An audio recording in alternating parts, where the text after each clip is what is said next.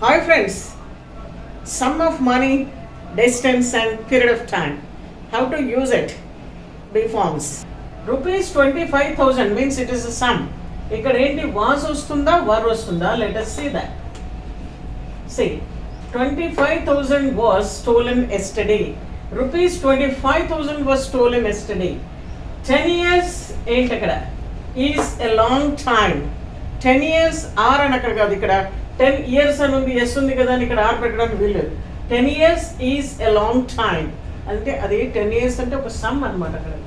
అలాగే 1000 meters too far to walk is are. 1000 meters is too far to walk. ఎందుకు ఇలా ఇక్కడ పెట్టాలి అని అంటే దానికి ఒక రూల్ ఉంది. Sum of money, period of time and distance, then the verb is always singular. ఇలాంటివి మళ్ళీ మీరు కూడా కొన్ని ప్రాక్టీస్ చేసేసి కామెంట్ బాక్స్లో పెట్టండి.